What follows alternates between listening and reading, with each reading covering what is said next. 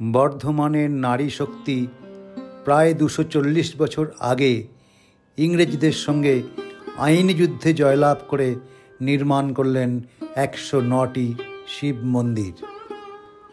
আর এক নারী নিজ মনোবাসনা পূরণের উদ্দেশ্যে দীর্ঘ 40 বছর ধরে সকলের অজান্তে মন্দিরের মূল প্রবেশদ্বার উন্মুক্ত হওয়ার আগে প্রতিদিন সকালে মহাদেবের নিত্য সেবা করে আসছেন। কে এই নারী? শহর বর্ধমানের নবাবহাটে অবস্থিত বর্ধমান 108 শিব মন্দির। 108 নয়, আসলে 109টি শিব মন্দির রয়েছে এখানে।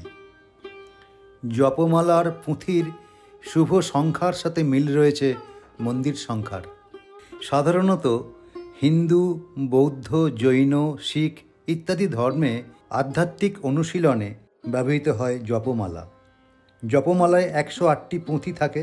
109 নম্বর পুঁথি থাকে, যাকে মেরু বলা হয়। জপ করার সময় বৃত্তাকারে পুনরাবৃত্তি করতে গিয়ে গণনা রাখার জন্য এই মেরুটি ব্যবহার করা হয়। ঠিক সেই ভাবনার অনুকরণেই রয়েছে 109তম মন্দিরটি।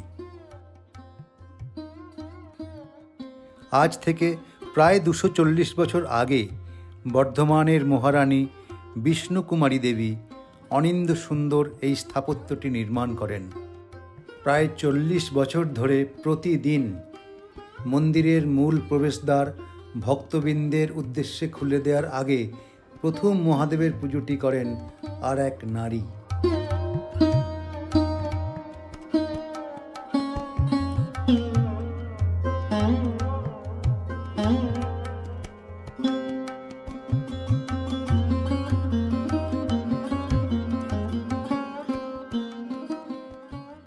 তিনি আর কেউ নন, এই মন্দিরে বংশ পরম্পরায় যারা দেবতার সেবা কাজে নিযুক্ত আছেন সেই মূল পুরোহিত মহাশয়ের সহধর্মিণী আরতি মুখার্জি।